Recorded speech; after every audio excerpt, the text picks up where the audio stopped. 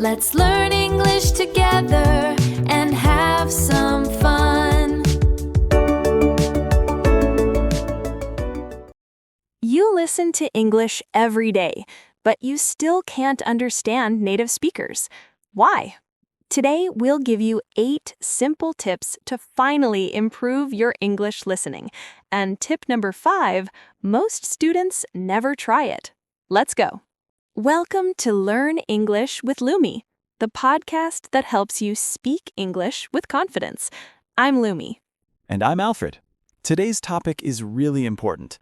Listening is probably the #1 skill for learning English, and we have 8 tips to help you get better, starting today. That's right. And these tips are easy. You don't need a teacher, you don't need a classroom. You just need your phone and 20 minutes a day. Okay, here is our first tip, and this one is really important. When you listen to English, do not try to understand every single word. Wait, really? Don't try to understand everything? Right, because if you try to catch every word, your brain gets tired very fast. You feel stressed, and then you just stop listening. That's so true. I remember when I first started learning, I would panic every time I missed one word.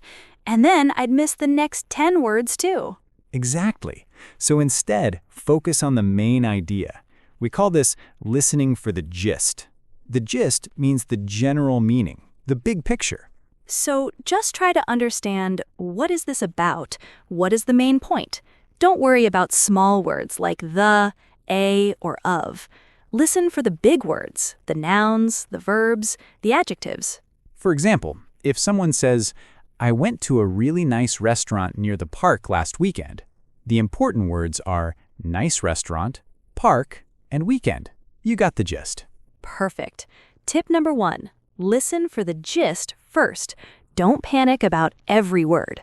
Tip number 2 is super simple but super powerful. Listen to the same audio more than once. This is such a good tip.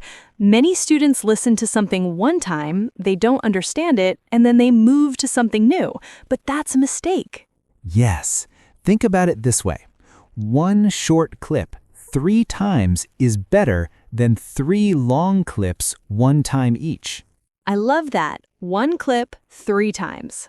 Here's why it works. The first time, you understand maybe 50%. The second time, maybe 70%. The third time, maybe 85 or 90%. Every time you listen again, your brain catches more. So don't always chase new content. Go back and listen again. You'll be surprised how much more you understand the second or third time. Okay, tip number 3. This one is about subtitles. If you watch English videos or TV shows, use English subtitles, not subtitles in your own language. This is important. English subtitles help you connect what you hear with what you see. Your ears hear the words, and your eyes read the words at the same time. This helps your brain learn faster. But, and this is key, don't use subtitles forever. Think of subtitles like training wheels on a bicycle. They help you at the beginning, but one day you need to take them off. A good method is this. First time, listen without subtitles. Just try. Second time, turn on English subtitles. Check what you missed. Third time, turn subtitles off again. See how much better you do. And one more thing, don't use subtitles in your native language. Why? Because your brain will read your language and ignore the English. You won't actually be listening. Exactly. English subtitles only, and use them less and less over time. Tip number 4. Start with material that is a little bit easy for you, not too hard.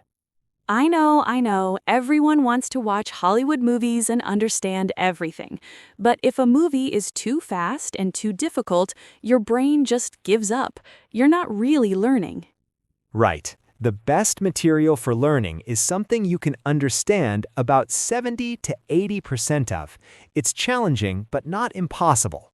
So for beginners, try podcasts for English learners, like this one, children's shows, YouTube videos with slow, clear speakers, short news clips. And later, when your listening is stronger, you can move to faster, more natural English. Movies, TV shows, interviews, step by step. Think of it this way. Use easy material for training, use hard material as a challenge, but don't make hard material your only practice. Okay, quick quiz before we continue. Let's check what you remember. Question. When you listen to English, should you try to understand every word? The answer is no. Focus on the gist, the main idea. Don't panic about every word. Question 2. Subtitles in your own language. Good idea or bad idea? Bad idea. Use English subtitles and use them less over time. Great. If you got those right, you're doing amazing. Let's move on to 4 more tips. Okay, here it is. Tip number 5. This is the one most students never try. It's called shadowing. Shadowing is simple. You listen to someone speaking English and you repeat what they say, right after them, like a shadow. You try to copy everything. The words, the speed, the rhythm, even the feeling of their voice. And here's the cool thing. Shadowing doesn't just help your listening. It also helps your speaking and your pronunciation at the same time. Think of it like a workout for your mouth. When you speak your first language, you use certain muscles, but English needs different muscles. Shadowing trains those muscles. Here's how to do it, step by step. Step 1. Find a short clip, maybe 15 to 30 seconds. Step 2. Listen once, just listen. Step 3. Play it again and repeat right after the speaker. Step 4. Do it again and again, a little faster each time. One pro tip, slow the video down to 0.75 speed at first. Most video apps let you change the speed. Start slow, then go to normal speed. And don't worry if you sound funny at first. Everyone does. That's totally normal. Just keep going. Shadowing is honestly one of the best things you can do for your English. Try it today.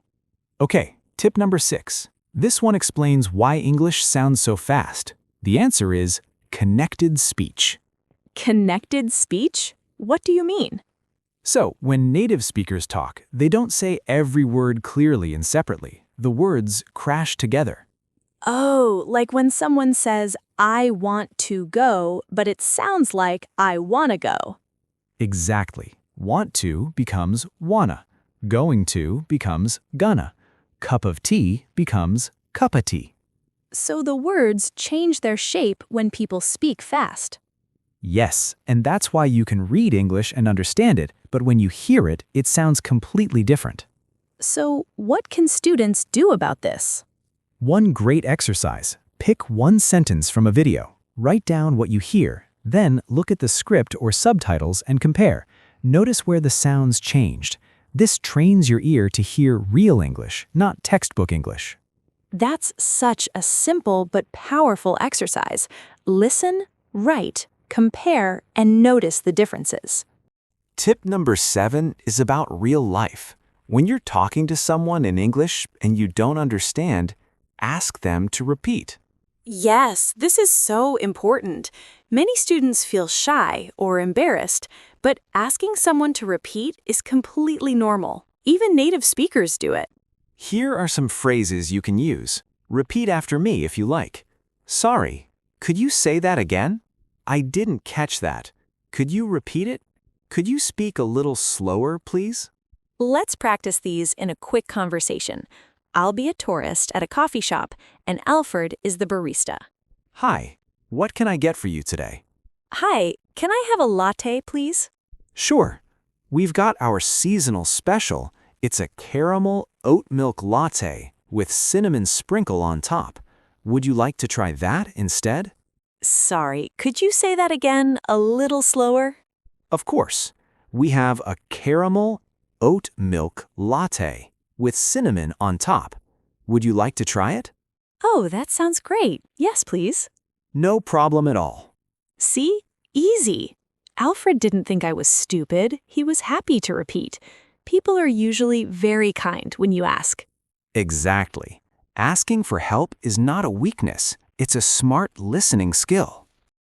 Okay, our final tip, and maybe the most important one, make listening a daily habit. We said this before, but it's so important we have to say it again.